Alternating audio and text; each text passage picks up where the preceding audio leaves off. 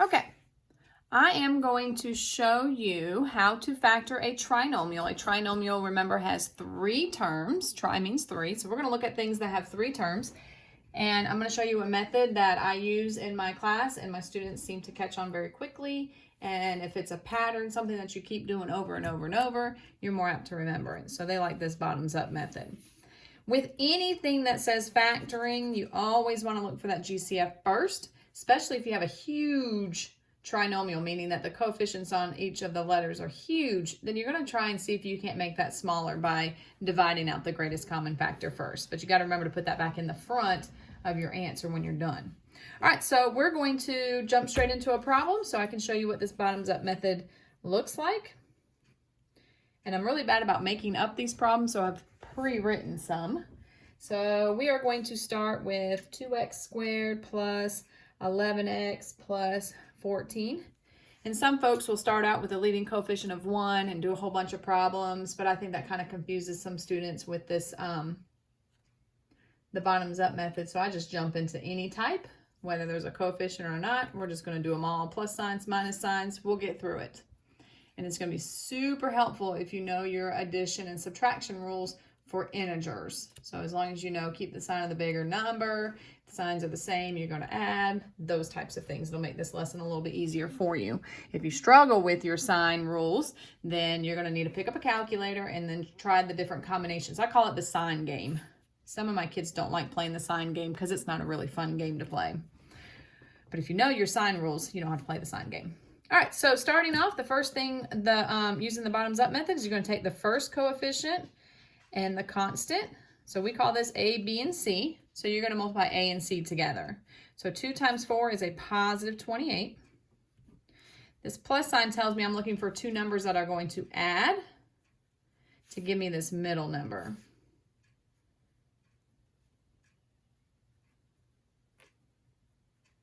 So I'm looking for two numbers that multiply to 28, but those same numbers have to add to give me the 11. So I'm going to figure out some factors of 28, and I just tell my students to list all of them that you can think of, starting with 1. So 1 and 28, 2 and 14, 3 does not work, 4 and 7, 5 does not work, 6 does not work, and now we're back at 7. So these are the only factors of 28. So this plus sign tells me I need to add these and get an 11. So 1 and 28 is 29, 2 and 14 is 16, 7 and 4 is 11. So that is my two factors of 28 that will also give me an 11 when I add them. So we're going to use 4 and 7. So I'm going to set up my houses. You get two houses when you're factoring trinomials. Put my variable term, which is an x, in each one of the houses. And my numbers are 4 and 7. So now here comes the not so fun part, figuring out your signs. And this one's fairly easy. You got all pluses, so your answer is going to be all pluses. But if you had a minus in there, you'd have to figure out who's the minus, who's the plus, are they both negative? And so if you know your sign rules, it's going to make it a lot easier. So positive 4 times a positive 7 is 28. Positive 4 plus positive 7 is 11. So just double check your numbers that you've chosen to make sure that they multiply to give you your AC that you got at the very beginning when you multiplied here. Okay, this number here, make sure they multiply to give you that number and that they add to give you the middle. So multiply and add to give you those two magic numbers. Then the last step, sort of the last step, towards the last step of bottoms up, you're going to take this leading coefficient and you're going to divide by that leading coefficient. So 4 divided by 2 is 2. This does not divide, nor does it reduce. So I can't do anything with it, so we're going to bring that bottom number up. That's why we call it bottoms up. Isn't that cool? That's your answer. That is the bottoms up method. Don't worry, I'm going to show you another one. First ones are always like, what did you just do? So let's take a look at 3x squared plus 4x minus 4. Again, we're going to use the bottoms up method. Remember, you take the first and last numbers, multiply them together. So AC, multiply them together. 3 times negative 4 is negative 12. See this negative right here? That means I'm going to find two numbers that subtract to give me 4. So we're looking to subtract the two numbers that I get when I factor that give me the middle number. So here we go. 1 and 12 multiplies to give me 12. Remember, I'm just listing my factors over here in this column. 2 and 6, 3 and 4. Those are the only factors of 12. 1 and 12, 2 and 6, 3 and 4.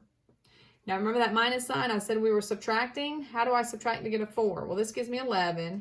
This gives me 4. This gives me 1 when I subtract. Some of you guys are like, 2 and 6 does not give you 4. It does. You're just going to have to play the sign game if you don't know your sign rules. Again, put your 2 houses up. Don't forget your X's always go in the front. So my winning numbers, I call them my winning numbers because they're the one that won the game here with the factors that multiply and added or subtracted. So the question is, how do I make my 2 and a 6 a positive 4? Is it going to be negative, negative, positive, positive, positive, negative, or negative, positive? And some of you guys probably already know the answer because you know your sign rules. If you don't know your sign rules, it's going to be a little difficult here. But I always tell my students, keep the sign of the bigger number. So obviously when I'm subtracting, I got to keep the sign of the bigger number. So obviously my bigger number is going to match this term here. So double check it. Make sure that 6 times negative 2 is negative 12. 6 take away 2 is 4. So all that checks out. You always want to make sure you multiply to give you this number that we found at the very start of the problem, and that you add to give you the middle number. Hope that made sense. All right, take your leading coefficient. Don't forget to divide by it. 2 divided by 3, can't do that, so we bring our bottom up. 6 divided by 3 is 2, and that is my answer. And that is the bottoms up method. I'll do another example. Let me see. I don't think I have one with the greatest common factor, but I'm going to make one up real quick.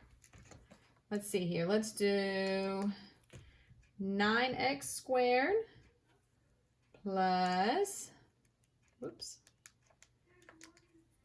48x plus 15. All right, so trinomials, so we know we're going to do bottoms up. And so some students will start doing this and they'll get 9 times 15, which is, if I can put it in my calculator correct, 135. And they're like, oh my gosh, what a big number. And I'm like, whoa, whoa, whoa, look at all your numbers. Don't they look like they have something in common? Like, just look at 9, 48, and 15. I feel like they have something in common. Some of you guys are yelling at the screen right now saying, they do, it's 3. So you are correct. So I'm going to make this problem smaller by dividing it by 3. So when I divide each term by 3, it makes it a lot smaller and easier to work with. But you got to remember that 3 at the end. You want to make sure you put that greatest common factor in your answer. But for now, we're just going to ignore it. All right, so now I can do bottoms up. 3 times 5 is positive 15. So I'm going to quickly list my factors of 15. And remember, after I list my factors, I'm looking for a 16. So this gives me my 16 when I add them, because that positive is a little reminder if you need it. Some students don't really need it. They just know what they're looking for. So I know I'm going to get a positive 16 when I add these two numbers. And those same numbers multiply to give me 15. So that's it. I checked it. It works. Positive, positive. My answer is going to be a positive and a positive. Because 1 plus 6 or 15 is 16. 1 times 15 is positive 15. Divide by that leading coefficient. Don't forget that part. Bottom up, because that does not divide. 15 divided by 3 is 5. Now, before I box it up, remember that 3 we divided by at the very beginning? You got to remember to put that 3. That's your GCF. Don't want to leave your GCF out of your answer. So that is factored completely. If I would have left off my 3, it wouldn't have been factored completely. All right, and that is what factoring trinomials looks like. I hope that was helpful. And actually, I want to do one more problem that has, because I didn't do, I just did 2 plus pluses. I have a plus minus here. Let me do a minus plus. See what the difference is there. All right, so here's a minus plus. So I did a plus plus, And I did a plus minus. What happens if I have a negative middle term and a positive last term? Well, I'm going to do the process the same. Always look for GCF. 6, 11, and 4. I can't divide by anything, so we're going to move on to bottoms up. 6 times 4 is a positive 24. So 1 and 24, 2 and 12, 3 and 8, 4 and 6. Some of my students are like, Miss Messer, if we just know that we're looking for an 11 and we know 3 times 8 is 24, can't we just do that? And I'm like, sure, absolutely. But if you struggle with finding out your factors and then figuring out what adds or subtracts to give you the middle term, absolutely list them out. All right, so I'm looking to add. So that's 25, 14, 11. Ding, ding, ding. 8 and 3 is 11, and that, of course, gave me 10, so it didn't work. All right, so I know I'm adding because of that plus sign there. All right, so I'm putting my winning numbers into my houses. Now comes, how do I make a 3 and an 8 a negative 11? Is it going to be plus, plus? Definitely not. That would be a positive 11. But I think if it's plus, plus, and that's a positive 11, then a minus, minus should be a negative 11, and that is correct. So again, play the sign game if you don't know your sign rules. If you know your sign rules, then that part will be easy peasy for you. Don't forget to divide by your leading coefficient. Make sure you reduce, okay? I don't want to bring my 6 up and say 6x minus 3 because that would be incorrect. So 3 over 6 reduces to 1/2. Now bring your bottom up. Same thing with 8 and 6. Don't bring that 6 up yet because I need to reduce this. If you don't reduce it, it'll be wrong. So 8 and 6 reduces by a 2. So that would be 4/3. Now you can bring your bottom up and get 3x minus 4. I didn't take out a GCF, so we are done with that problem.